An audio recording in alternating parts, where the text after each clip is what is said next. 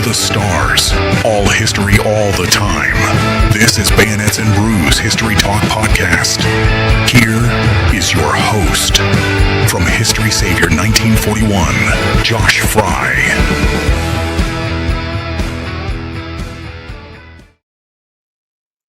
All right, good evening, everyone. Thank you for joining us. We are live for another episode of Bayonets and Brews History Talk, live right here on YouTube. Thank you all so much for joining us, and a very cool guest tonight. I'm really excited about this one. We have our friend JD from the History Underground coming in. JD, how's it going, man? Welcome to the show. Yeah, thanks, man. Appreciate it. Appreciate the opportunity to come on here and just chat some history. I don't know what the heck we're going to talk about, but it'll be fun. Yeah, we're going to talk about everything, and JD's brew choice for tonight is the Jocko Goes. Look at you, man. Yeah, there we go. Got the old mango flavor here. Good stuff. Dude, you got me hooked on those things, and I can't get off of them. Like, I spent so much money. Yeah, the blue raspberry is probably my favorite flavor.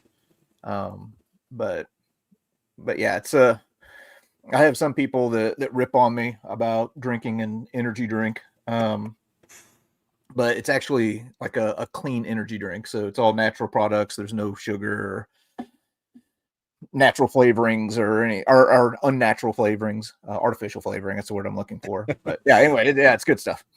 Well, better than what I'm drinking tonight is Dunkin'. So, been a long day, so I've got to break out the iced coffee late this evening. But you've been busy, man. The channel has been showing you. It looks like you're just all over the place. You're in Gettysburg one week, you're in Mississippi the next, you're overseas in Europe the next. I mean, how's things been going on the end of the History Underground? Yeah. I've been racking up some miles. This year has been crazy. As far as my travel schedule, it had a pretty aggressive travel schedule this year, and it's not finished yet. As a matter of fact, here right before we went live, I was texting with Jared Frederick from the channel Real History. We're probably gonna try and get together here in a few weeks. So I'll be back out on the road for short road trip. It'll probably be about 4 or 5 days. But I keep having people bugging me for the past few years about wanting me to do some French and Indian War content. So I may try and get out and hit a few French and Indian War sites. Yeah, I think I may have been one of those. So that's definitely an area I love too, and it's so interesting, man. Once you get up to the beautiful country of upstate New York and even to Canada, is that in the wheelhouse anytime soon? You going and doing some stuff in Canada? I would love to. I've been to Canada before, but not on the channel. I'm trying to think when that was that I was up in Canada last. That's probably about 10 years. I think the last time I was in Canada, I was up there on a bear hunt. It was maybe about 10 years ago. But bear hunt. But yeah. Come on, dude. You're going for the real big game, bears. Oh, yeah. Shot a black bear up there with my bow. It was my first bear. But I've shot a few. That was up in Quebec. So, but yeah, I mean, I got a lot of people in the north there who follow the channel. So I really need to get up there, and it'd be good to hit some French and Indian War stuff. And they got a big war museum up there in Ottawa that I would like to see. So yeah, one of these days. Yeah, there's too many places to go, too many things to do. And speaking of the channel, a lot of people are constantly asking you this question: what's the backstory of the channel? And I know the story you've told me before of how the History Underground started. But you fill us in. How did you get started, and what gave you the idea to create the History Underground to begin with? Yeah, so I guess if you want to go back before the channel, I don't know if I may have talked about this a little bit before, but I can't remember if I have.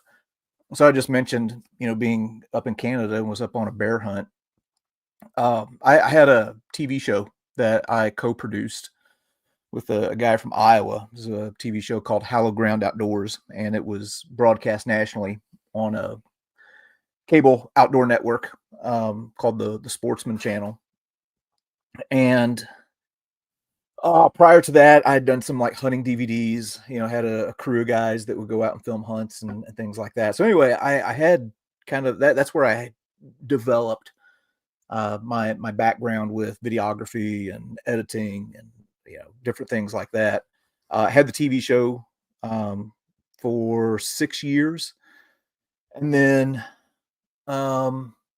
we got too busy to do the TV show anymore because that opened up some other opportunities for us. And then I edited for one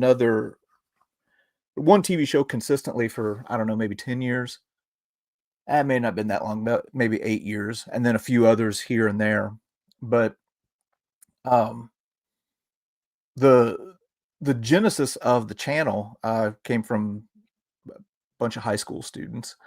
I'm a high school history teacher as well, and I'd recorded some stuff at the Smithsonian Air and Space Museum with the Enola Gay, and then also Boxcar at the National Aviation Museum in Dayton, Ohio, and showed it to them in class when we were talking about World War II, and they convinced me basically to start a YouTube channel. At the time, I knew nothing. I knew absolutely nothing about YouTube. I had been on YouTube and had watched some stuff, but I saw that they were on YouTube all the time, and they were talking about all these channels and creators, and the same way that you and I might talk about, Harrison Ford or Bruce Willis or something like that. They were talking about all these channels the way we would talk about, famous actors and well-known movies and stuff like that. So I thought, okay, well, if this is where they are at and this is where they're consuming content, well, maybe I can put some stuff out there that can help them and maybe help out some other teachers as well, doing like little virtual field trips. And then it kind of took off and went way beyond what I ever thought it would. And you bring up an interesting point. A lot of people think, just from, I guess, the norm of YouTube content creators, for a lot of them, that's their only job. But you actually have a full-time job teaching, high school students. Yeah. And how do I've you got 2 full-time swing? jobs. Wow. Oh, so you have two, not just that one. You have another full-time job as well? Yeah, I would count YouTube as Oh, yeah. a full-time job. Yeah. I put in just as many hours in the course of a week, I would say. Well, not as many, but pretty close, especially when I'm not teaching, if I'm traveling and stuff like that. Anyway, I put in a lot of hours, so it basically accounts for 2 full-time jobs. How do you find the time to do everything, man? Yeah, I wake up early and I don't sleep very much. So there's my grandma was this way. She just didn't require much sleep and was always an early riser. So I'm usually up between 4 and 4:15 in the morning for the most part, and I'll go and I'll rip out a workout first thing. Spend a little bit of time in the morning reading my Bible, getting myself a solid foundation for the day and get myself squared away. And then I'll have a little bit of time to, do some editing, polish up some stuff, and then doing regular work stuff throughout the day. And then I come home and I'll take maybe about 15 minutes for myself just to kind of pause and reset and, then crank up the computer and I'm right back at it. Yeah. And also, balancing family and stuff like that. I make sure that, I don't neglect that. I have a really amazing wife. And, she's super supportive and, also is a good barometer for me. Like if I'm, hitting it too hard, she'll be like, hey, you need to ease up a little bit.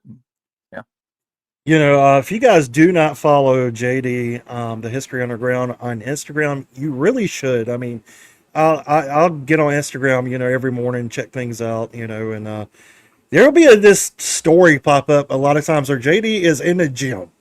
3 o'clock in the morning, this dude's walking outside or in the gym somewhere, pumping some weights, and he's like, later I on don't today, look like flying out to England. Yeah, you'd think that as much as I do, you think I'd be more ripped than what I am, but I don't know.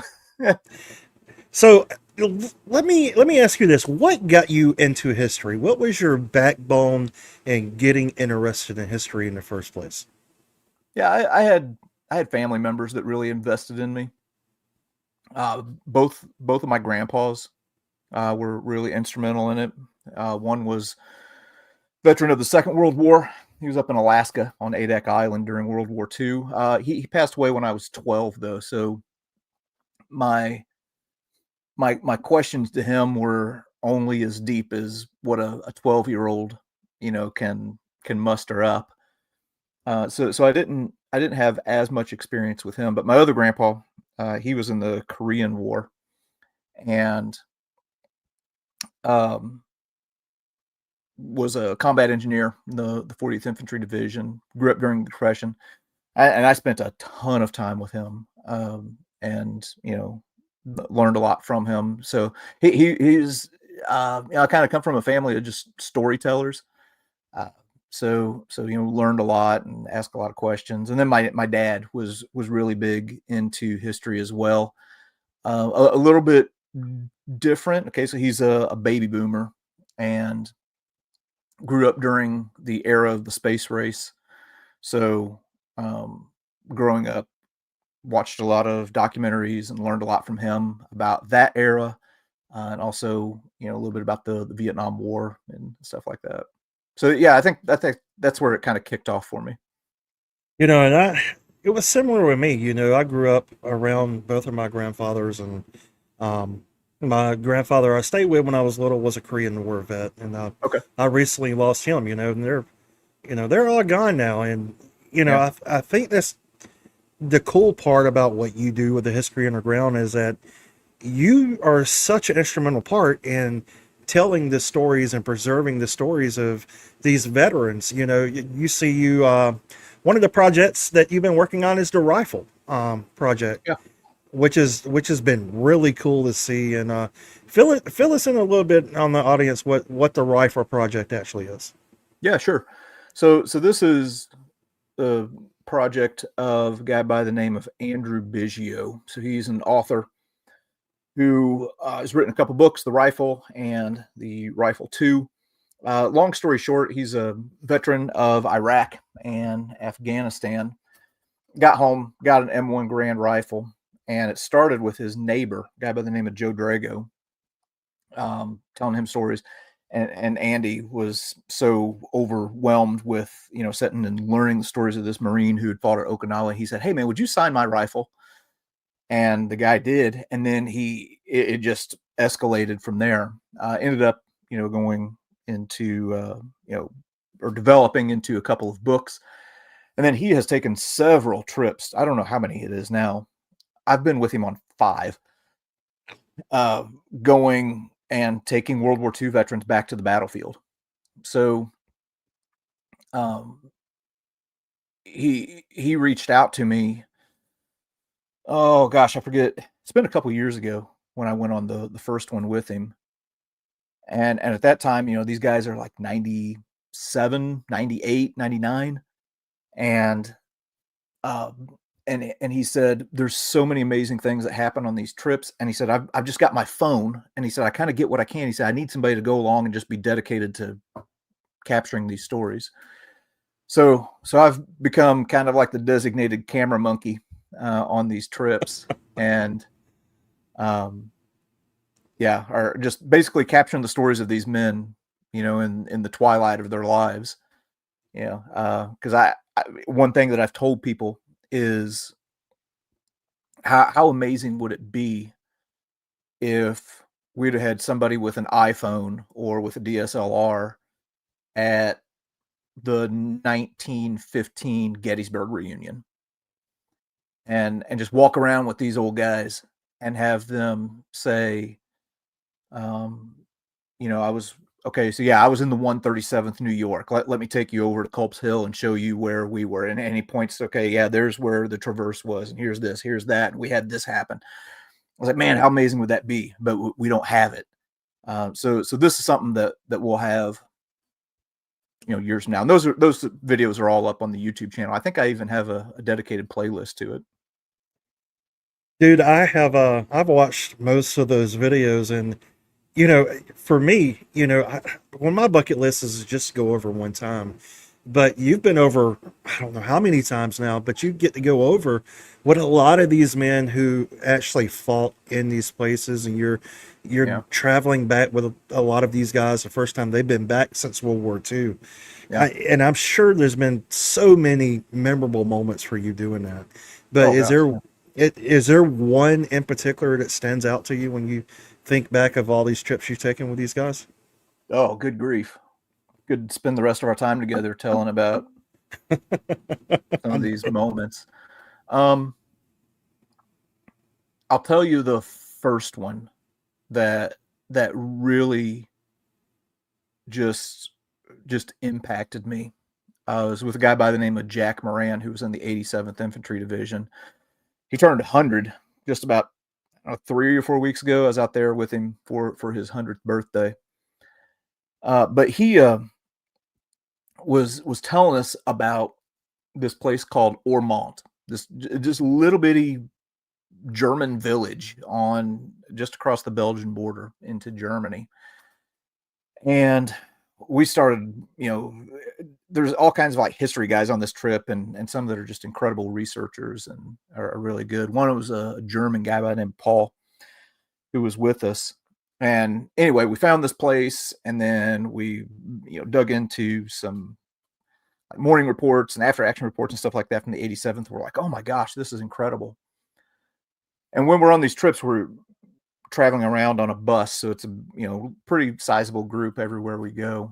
But we had a couple people with cars, and I told Andy, I'm like, Andy, if there's any way possible, we need to get this guy over to this place and have him tell this story. So there was one day where there was a little bit of a gap in the schedule, and the rest of the group, they were heading up to the Hurtgen Forest, and we basically took this detour, and it was just a few of us that were with him. Anyway, he gets out and he tells about his experience there in Ormont, and basically watching this village down in this valley.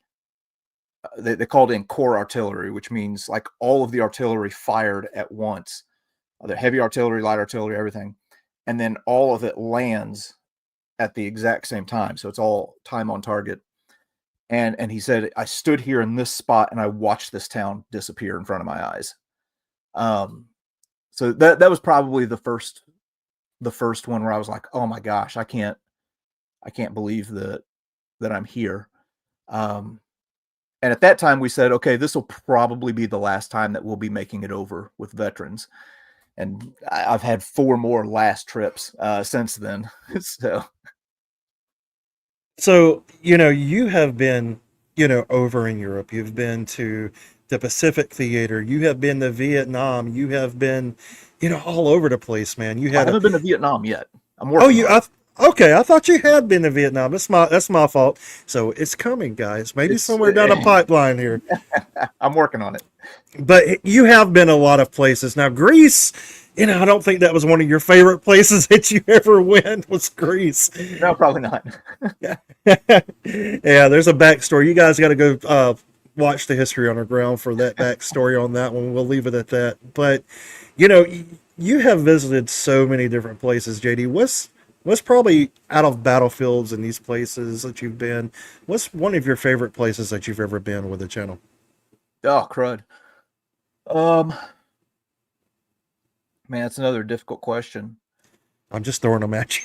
Yeah, yeah. 'Cause Sorry. I've been fortunate to be able to go to some pretty unique places.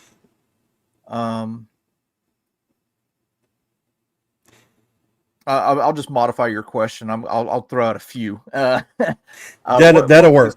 Yeah, one place I always say is, the dog green sector of Omaha Beach. That's one place I can never get enough of. Going to Guadalcanal was quite an adventure.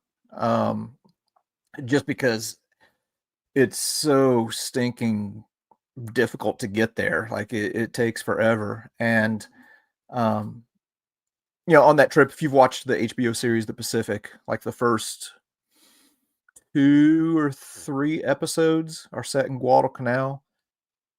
So they cover the fighting at Alligator Creek and the place where Basilone earned his Medal of Honor. But on that trip, there was one episode where we basically got in there's a couple episodes. We basically got in what I called it a John boat. Technically, I think they called it a banana boat, but it is this little old boat. And we went out across Iron Bottom Sound, and I was like, oh my good heavens, I cannot believe we're crossing this body of water, because it's like 20 miles in this little thing. And dude, it was a rough ride. There was a storm whipped up on the way back, and it was no. But so you were praying a little bit on that one. Oh yeah. But we went to the island of Tulagi, where the 1st Marine Raider Battalion landed. So you got to see where U.S. troops stepped foot on Axis-held territory for the very first time in the entire Second World War. Wow. And if you go on YouTube, there's virtually nothing about it. Dave Holland is the guy that I went with. Brilliant historian. He's got a book that's coming out here in just a few weeks on the Matanikau actions of Guadalcanal. But he has a few things on it. And then we went over to another few islands where some Paramarines and the 2nd Battalion landed on 2 islands called Gavutu and Tanambogo. And to my knowledge, on YouTube, nobody had been there. Like there was nothing on YouTube about it whatsoever. So to go to these places that honestly few people go to, like on Gavutu, there was one little hut on this island that a family lived in. That was about it. That was pretty amazing trip right there. Gosh, finding the bones of a dead Japanese soldier in a cave in Saipan. Wow. That's another one. Going to the island of Tinian, and taking my rental car out on the runway where the Enola Gay and the boxcar took off with the atomic bombs. I got out there with the rental car. Basically, it felt like I was the last man on Earth. But got on one end of the airstrip and then just like sped as fast as I can to the other one. There was nobody there, but that was a cool experience. So that was a NASCAR experience and the Nola Gay taking off experience all wrapped up in one. Yeah, it was amazing. And then, going up to northern England to Hadrian's Wall. Man, I love that country. Loved Scotland. Yeah. So I've been really blessed. I've been really fortunate. And it's kind of hard to pick one. I see a question down there. Yeah, let's pull that up. Yeah, sure. So Dustin says, just curious, at what location in all your travels has had the most singular emotional impact on you? Yeah. So that's a good question. So I'm not a very emotional guy.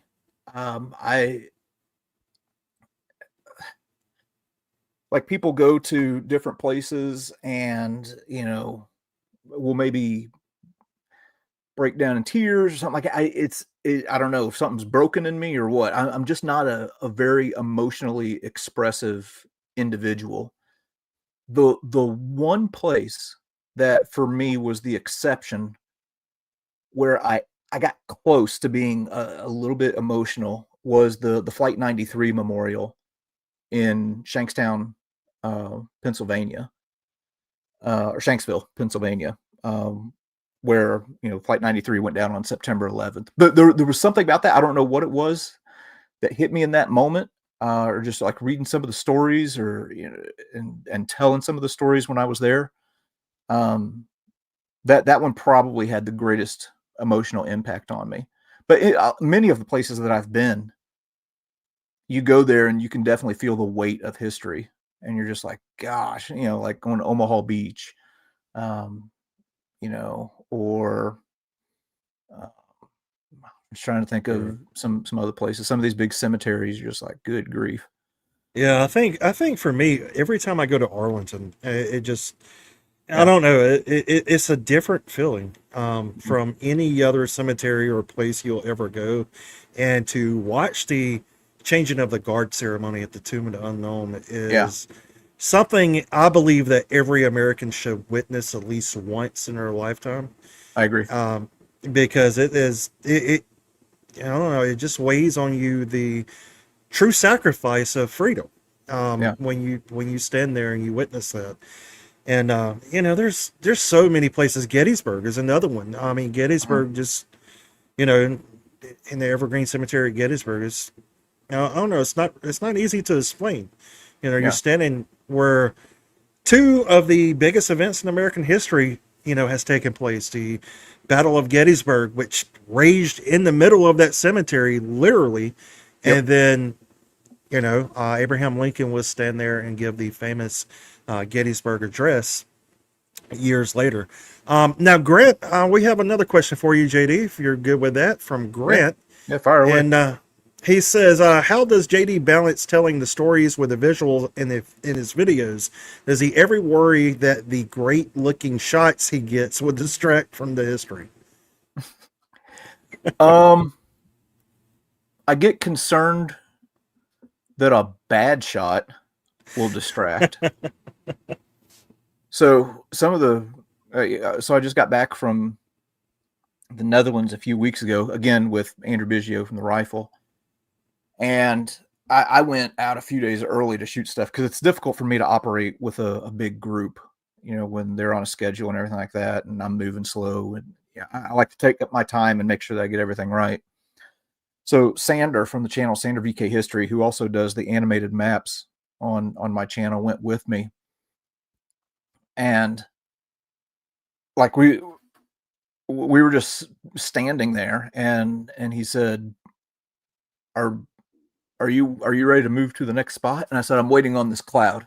I said, "I want this cloud to get in the right spot so that I can get the right lighting because I think it'll make this look better if if I have this cloud, in the right spot with the sun." Um, so yeah, there's probably only a handful of videos that I've ever made that I've been just completely satisfied with. Most I'm frustrated with myself in some way. So I do worry about that.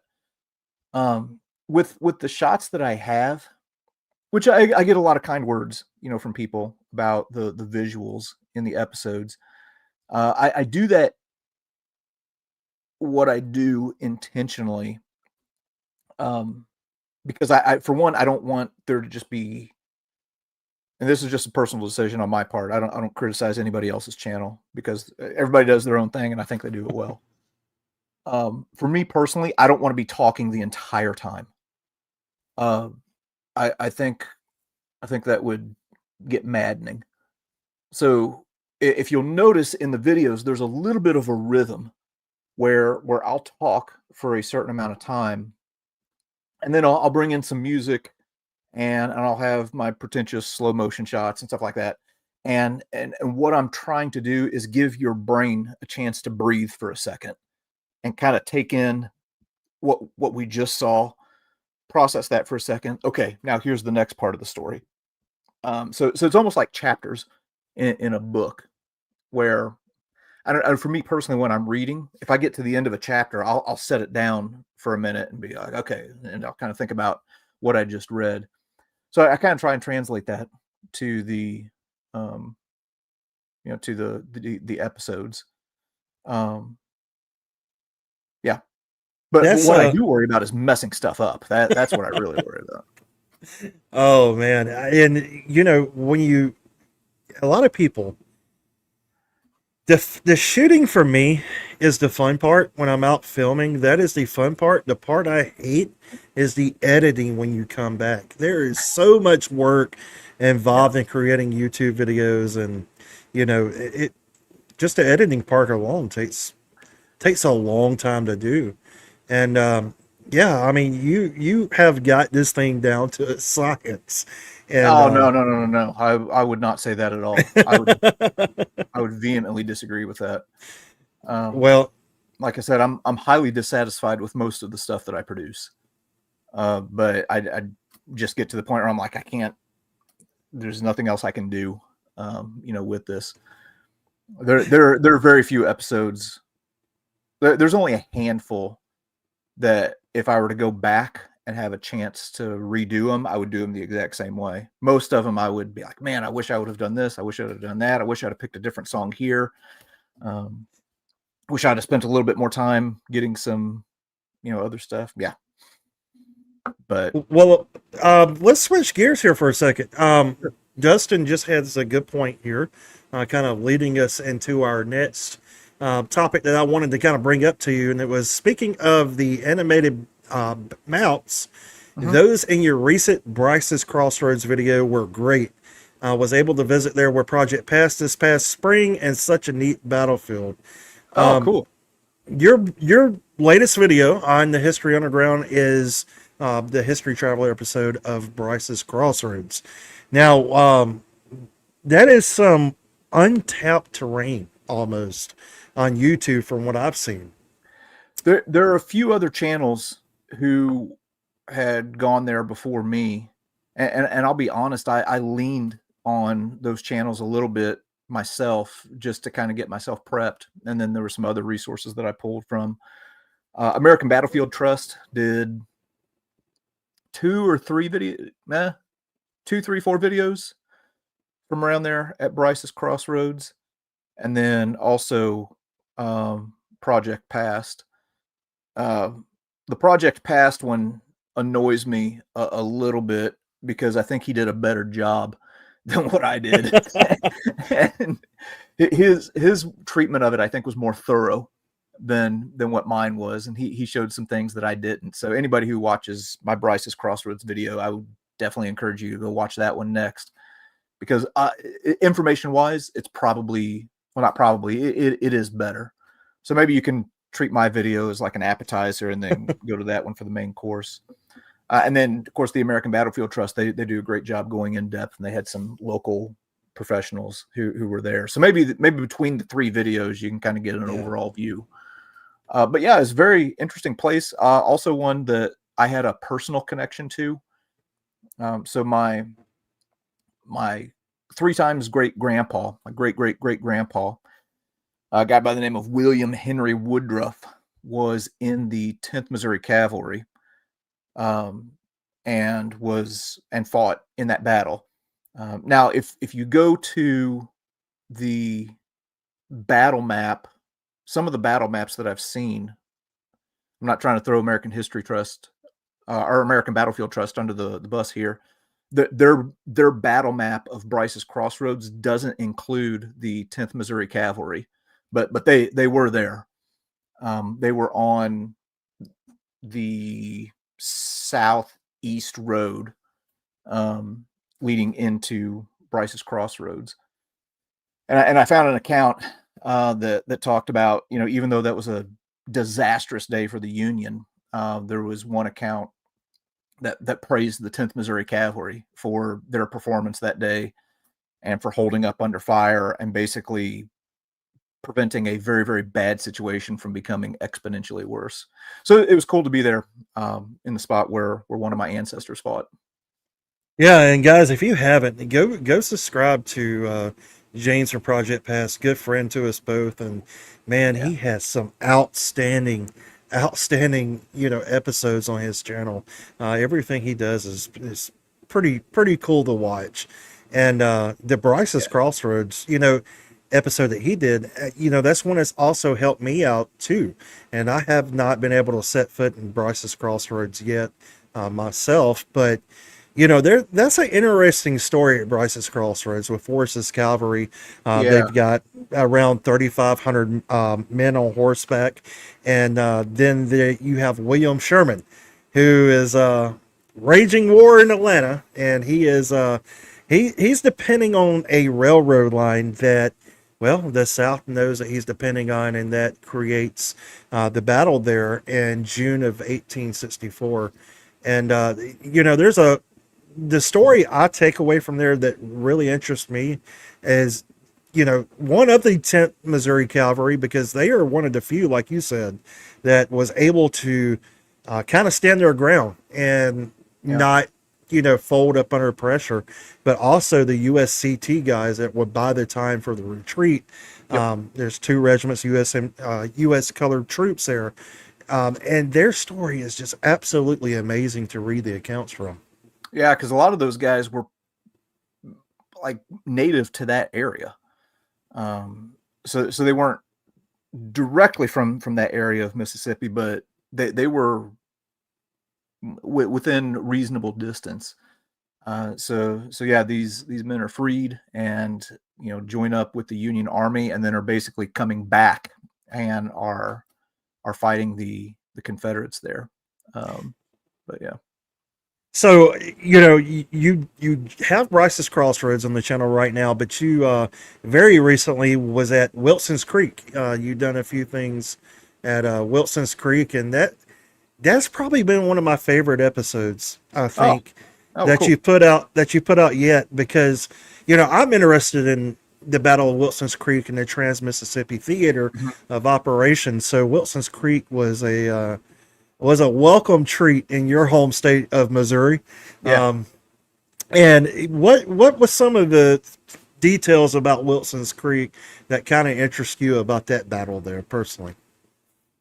Well, for one, that's very, very early in the Civil War. So you're talking in August of 1861, and you have you have these guys who are still kind of figuring things out.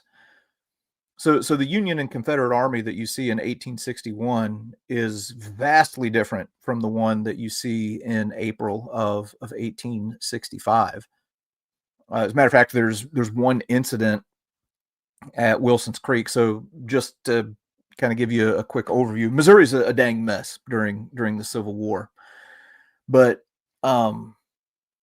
so Wilson's Creek is one of the real major set piece battles. The rest of it is guerrillas just murdering each other the entire war.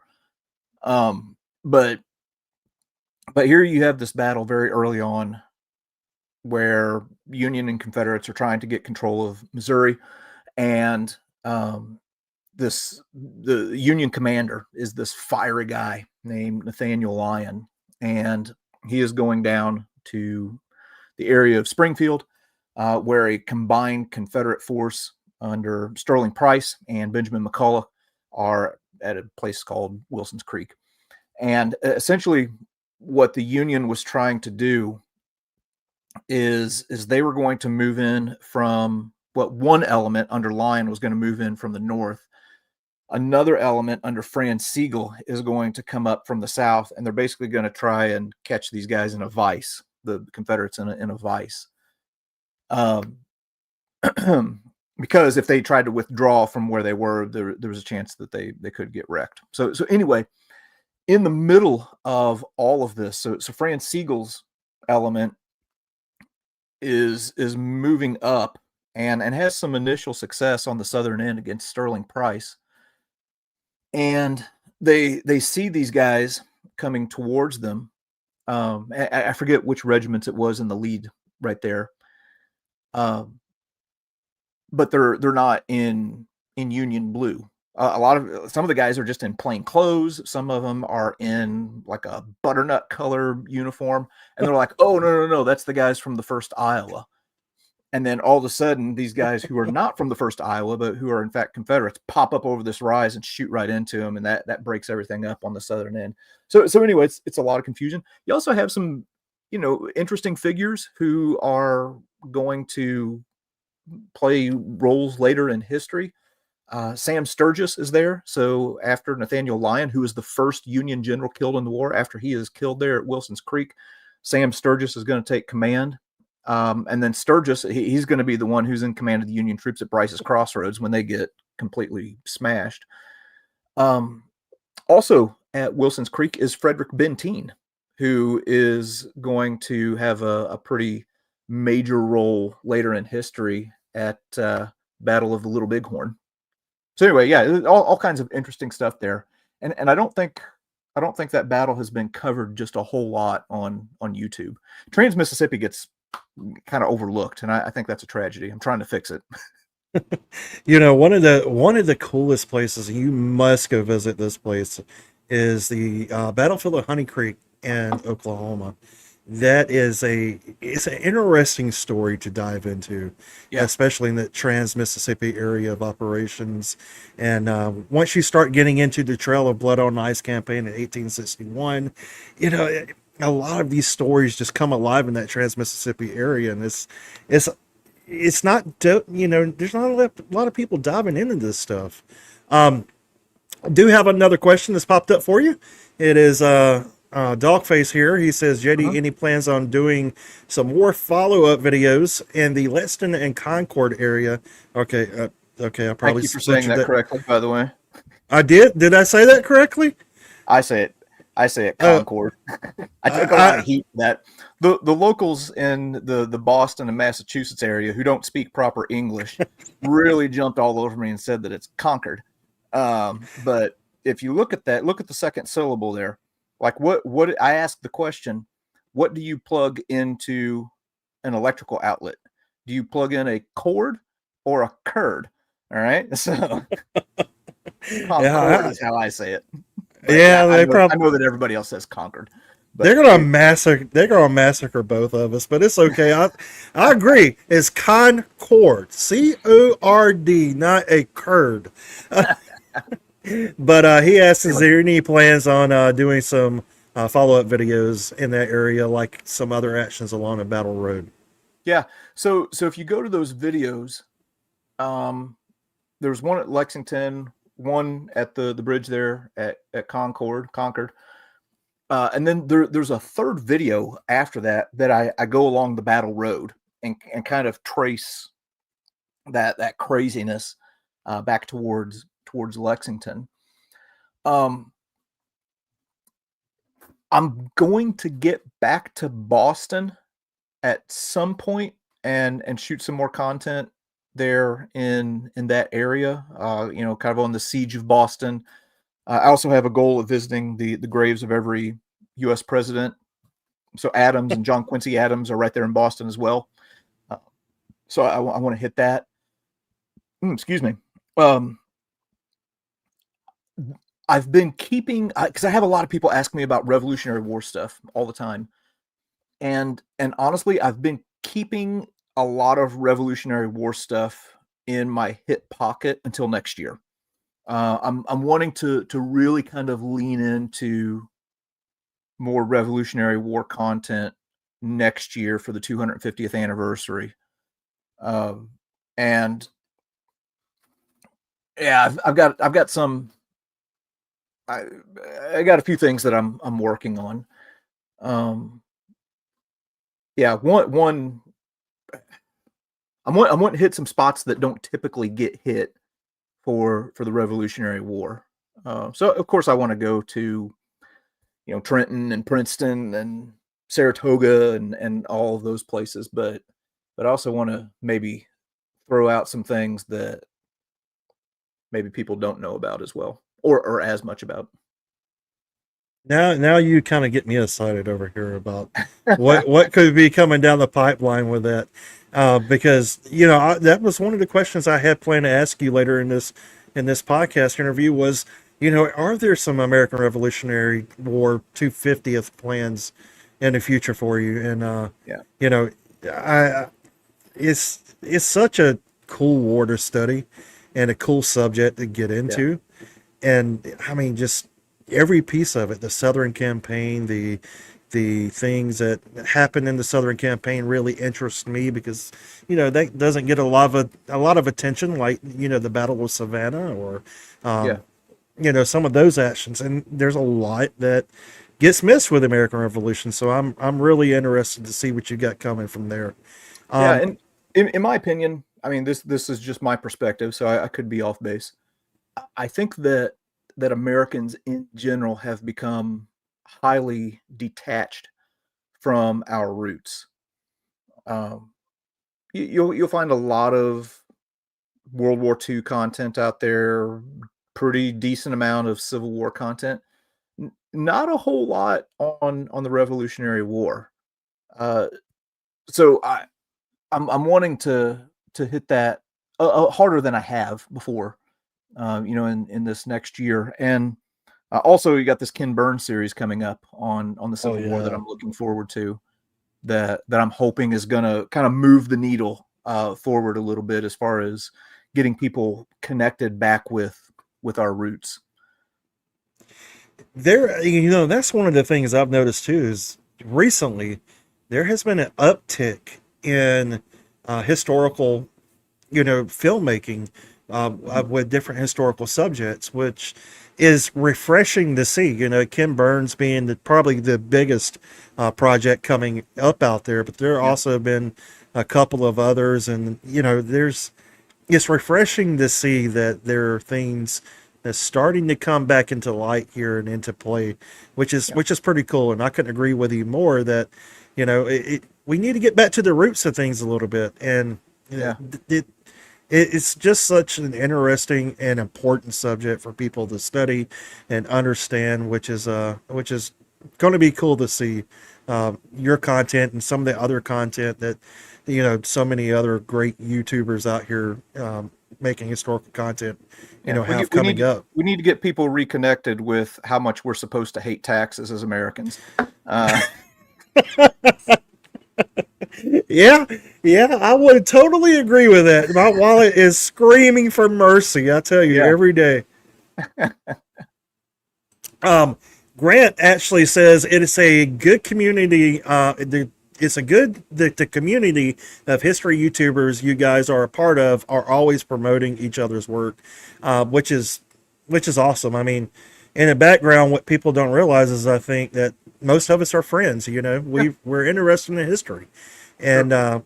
we learn from each other. I've learned so much from you, so much from Project Past, so much from Sandra VK History, and there's so many great YouTubers out there vlogging through history. I mean, Mhm. there's a lot of content out there. Early American, one of my other favorite channels in your home base of Missouri. Um, you It's know, early American? Is that what you said? Early American. So they're based in St. Genevieve, Missouri, which is, Oh, yeah, yeah. I'm familiar with that channel. oh, Yeah, that's one of the, have you been to St. Genevieve? yeah, yep, That is a cool town. That yeah. is a Very much cool so. town.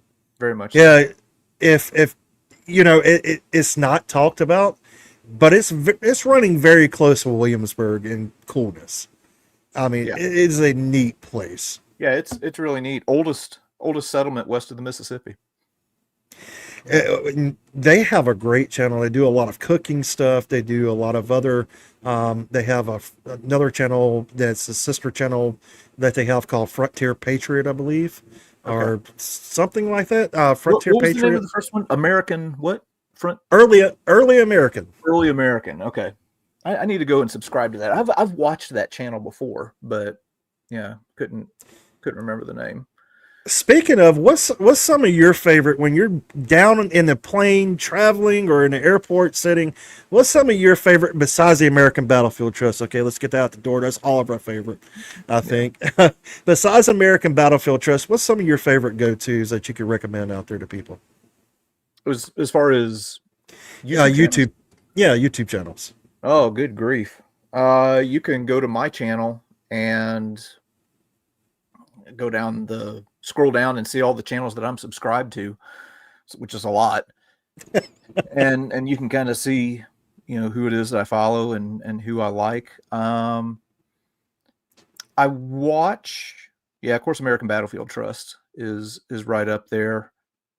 Um, I watch a lot of vlogging through history. I think Chris does a really good job. He does something that I couldn't do with his reaction videos, where he can just kind of freewheel, on any subject. So that's always pretty impressive, and he has some good insights. I'm trying to think of like some non-history related channels that I watch on a regular basis. Yeah, actually, I guess that's mostly history that I watch.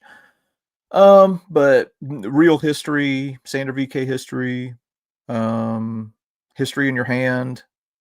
If it has the name History in it, I'm probably, you know, probably And watching it. Yeah. and I think that's the answer for most all of us. Is I don't turn on a TV, I turn on YouTube. And Yeah. I can't tell you the last time I've really watched anything outside of a historical based movie on TV. I Yeah. mean, it's very, very rare you see me watching anything else on TV other than a history movie or hockey, and if I'm not doing that, I'm watching YouTube. Yeah. But it made me think, what's some not history channels I'll watch? Good Mythical Morning. Don't make fun of me out there, if you're listening. Good Mythical Morning. I don't know. It's something about that channel that makes me smile. If you haven't checked it out, you got to go check it out. It's a fun channel to watch. Let's see. I've just pulled up my own YouTube page here, and I'm just kind of looking at my own stuff. Oh yeah, World War II history, or World War II TV. I'm sorry, is another big one that I watch a lot of. History with Waffles is another one. Addressing Gettysburg. Actually, I don't watch that one as much as I listen to it as in podcast form. As far as, well, there's a new channel. There's a company up in Maine called Origin. They make jeans and boots and stuff like that.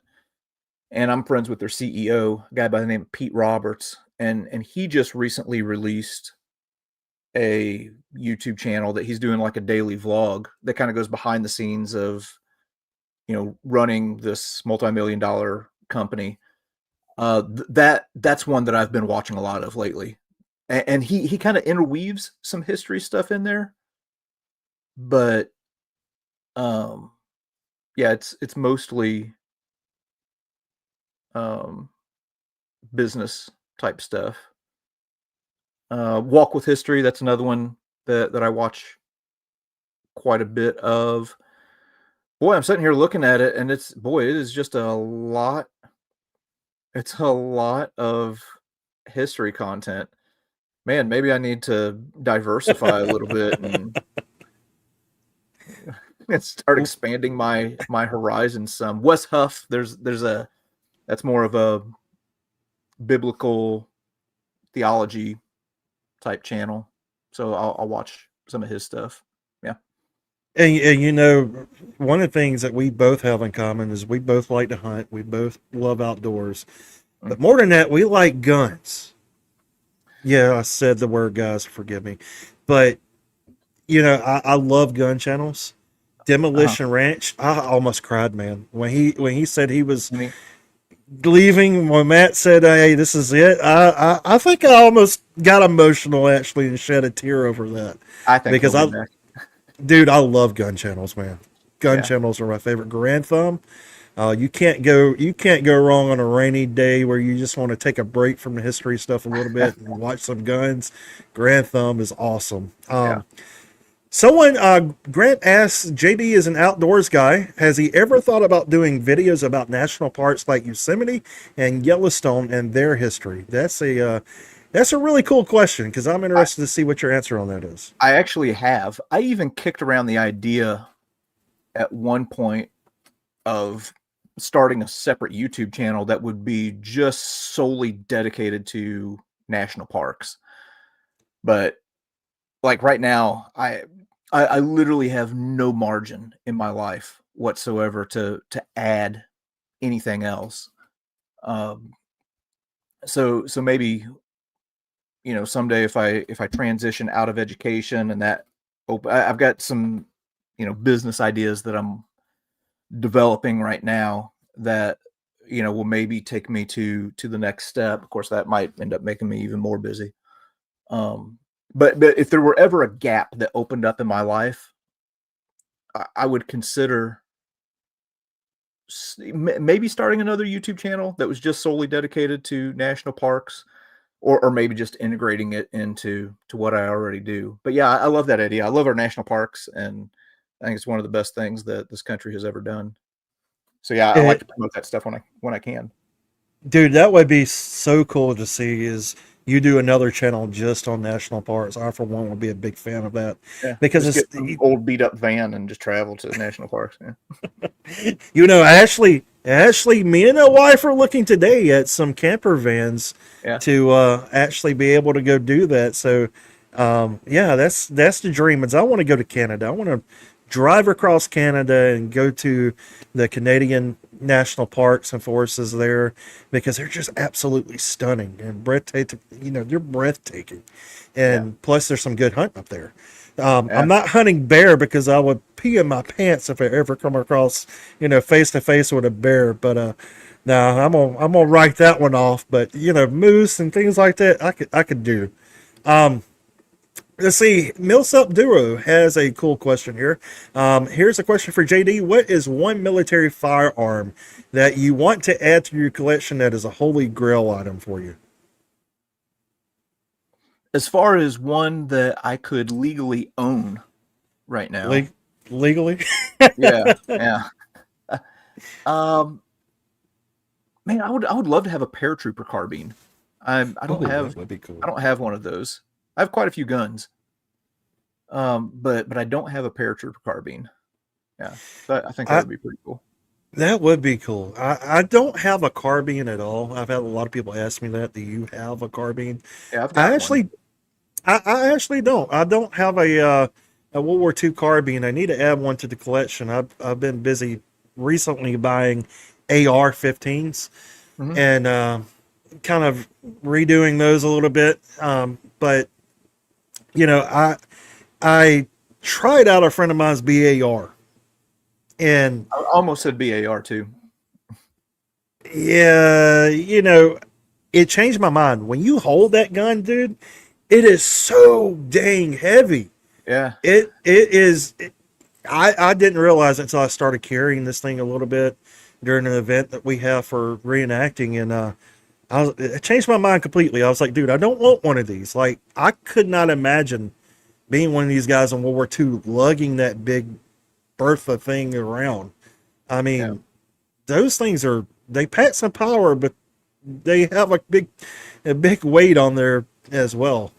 Yeah. As far as a firearm that I would have to, of course, get Class 3 firearms license for, in MG42, I think would be cool as heck. Oh, that would be cool. I couldn't afford ammunition for the thing. I mean, Yeah. I think I would have to dedicate a sole paycheck to just buying ammunition for MG42. Yeah. That'd be rough. But let's go with this to help close us out here. We're closing in on the hour. So what is coming down the pipeline in the near future for the History Underground, and what do you want guys to be on the lookout for from you? Yeah, sure. So next week, from the time that we're filming this, I just released the video on Bryce's Crossroads. That Union defeat was not final. They actually got their stuff back together, and Sherman said, "Okay, our supply line is still threatened." And Union General by the name of A.J. Smith had just arrived in Memphis, and they went right back out to tie down Nathan Bedford Forrest in something called the Tupelo campaign. And this is a place that I definitely not many people on YouTube have been to the Battle of Tupelo site. Now, a lot of it has been lost to urbanization, but I go to another place there that I am fairly certain, I did some looking on YouTube, I'm fairly certain nobody else has been here. So anyway, that'll hopefully kind of, those two episodes be giving people a little bit of a Civil War fix. And then we'll be kicking in on a market garden series. So specifically focused on the 82nd Airborne in Nijmegen. So that'll interweave a lot of things together. There were some things I did on my own. I did a lot with Sander from Sander VK History. He'll be in several of the videos. Also, we have some veterans who were with us. One of them who was in the 82nd Airborne and landed at Drop Zone T on the day that they landed in Market Garden. So we go to his drop zone, listen to him tell the story. And then Eric Dorr from Gettysburg Museum of History was with us. So we brought some artifacts back. So it'll be a whole thing, weaving all of that together. Yeah. And then, right now I'm looking to hit some French and Indian War sites, some, like I said, Revolutionary War sites, and I'm wanting to hit some more trans-Mississippi stuff for the Civil War. And as far as international, I keep thinking about Vietnam. I would love to get to Vietnam, but You got a lot of cool stuff coming up, a lot of stuff for people to see, and we have a couple of other comments here that I want to make sure we get these guys in. Millsap Duo says you should both come over to Kansas City. Both my father and I have a U.S. main service rifle from modern day back to the Civil War. We'd love to treat you guys to a range day. that'd be fun. Yeah, that would be fun. I need an excuse to get back to Missouri. Missouri was one of my favorite states, actually, and there's a lot of cool Civil War history in Missouri I want to dive into. And Dogface Paul says ticket sales just opened for Camp Toccoa. Easy Company tour for next April and the 25th anniversary of the series, which is pretty cool. I've been to Camp. Yeah, I love the people at Camp Toccoa. They're some of my favorite people. They've done some incredible work there. I need to get back there at some point because it's been a little while since I've been down there to see those folks. But yeah, they do a great job of preserving the history of what happened at that camp. And you guys led a big campaign for cleaning up some of the graffiti and stuff that's on top of Camp Toccoa, which I will say, I went earlier this year and it is unfortunately back.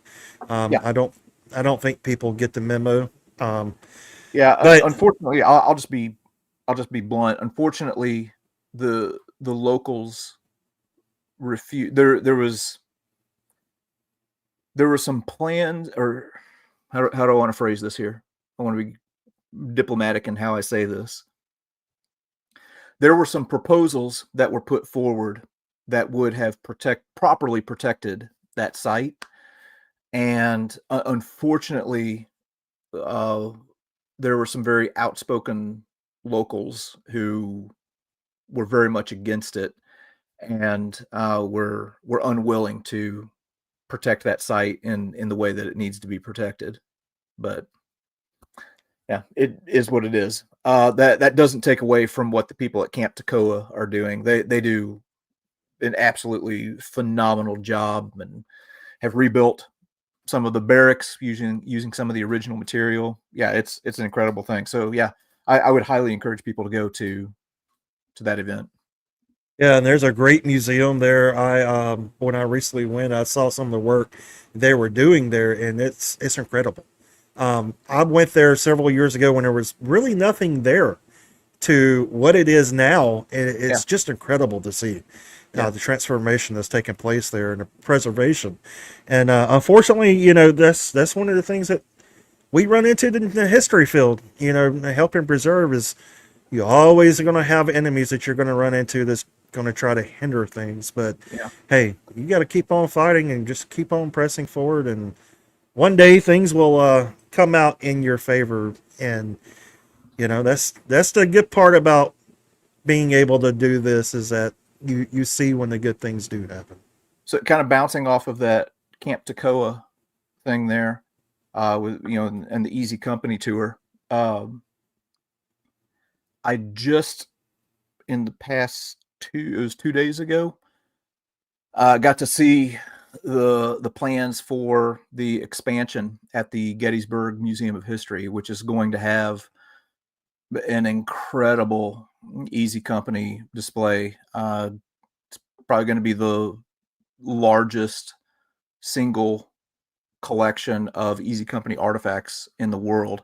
But we got this museum project that is ramping up, and it's going to be cool as heck. So I'm a partner there at the museum, so it's another thing I'm really excited about. That yeah, if people are going to Gettysburg, yeah, there's a lot of good places to go, and Gettysburg Museum of History is going to be one place you see a lot of cool stuff. Dude, yeah, I mean, dude, I got lost in the place, dude. I was getting ready to ask if you've been there. Yeah, we were there for the anniversary at Gettysburg a couple of years ago. Yes, that's right. That's right. Yeah, me, you, Chris, and Project Past. And Yeah. that was my first time visiting that museum, and I'm gonna tell you, I was blown away, dude. I could not focus on anything but what was there. And you guys were seeing anything from shrunken heads to Civil War artifacts to George Washington's lock of hair to Kennedy item. I mean, dude, there's everything there. It is an amazing place. So this expansion is going to allow that collection to spread out and breathe a little bit. and I've seen the mock-ups for some of the displays, and it's going to be incredible. And I mean, Eric, to his credit, I said this on a post the other day. It's one of the greatest collections of artifacts of any museum, and you didn't even see what is not on display. And he could, he's got Dick Winter's collection. He's got all stuff from Easy Company. He's got stuff from JFK. It's an insane collection. Could very easily charge people $10 to go through that, and instead is dedicated to keeping it as a museum that is completely free to the public. So anyway, I think that's a credit to him and the work that he does. So yeah, if you're ever in Gettysburg, and especially if you're on a budget, that's a free museum that you can go to that has some of the best artifacts in the world. Yeah, and I agree with you. It's for the price of absolutely free. Yeah. It's probably going to be one of the best museums that you ever visit. And is it going to stay in the same place, or with the expansion, or is it going to be moving somewhere else? What's the deal with that? Yeah, so Eric purchased the building right next door to the current museum. So if you remember, there was an alleyway that was right there next to the museum. So it's right next. It's the building right next to it. Originally, his plan was to just like move the entire museum over to this new expansion, and I was like, dude, you're not gonna be able to do that. There's not gonna be enough room. And then once we've been working with the designers and stuff like that, and I think he finally came to grips with the fact. He's like, okay, yeah, we're not going to be able to. We're going to have to use both buildings.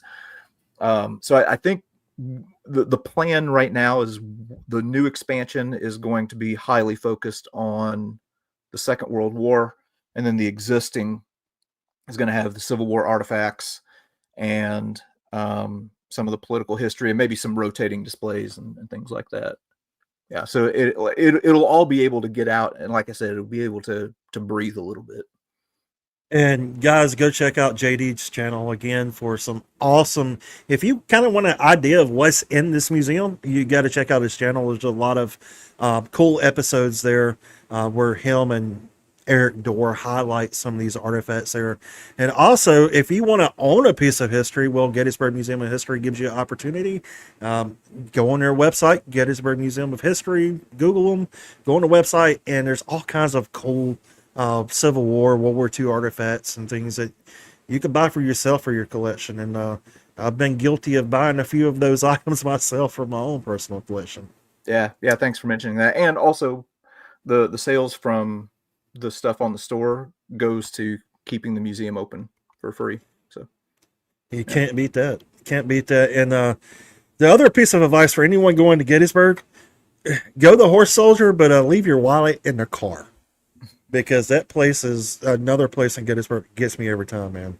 The horse soldier is just like one of the most incredible Civil War, places I can go to buy stuff, and it'll get you in trouble with the wife. Yeah. Well, guys, go subscribe to all these channels that me and JD have mentioned. Project Pass, Vlogging Through History, Center VK History. I mean, I can't even name all of them, man. History and Waffles. I mean, dude, the list is a mile long. Go to my channel and check out the list of channels that I follow, and you'll find plenty of good content. And JD, thanks so much, man, for coming on. It's been awesome catching up with you, and just talking to you about the channel and about some of your favorite things, and just kind of diving into you and giving you a little breath of fresh air, hopefully here, and some fun conversation. Guys, thank you so much for joining us live, asking some questions and getting your comments in. They've, whether we got to them or not, they're all been absolutely phenomenal. And JD, thank you for what you do, man, in the history community and for history education. It's really fun to see, and I mean, you're doing a great thing for helping pave the way for others, and it's really cool to see what you do every week, man. So thank you so much for what you do. Well, thank you. Appreciate what you're doing as well. All right. Well, we will see you guys later. Until then, keep preserving history, stay safe, and don't forget to get out there and see some history for yourself. And we'll catch you on the next episode. Until then, well, see you later.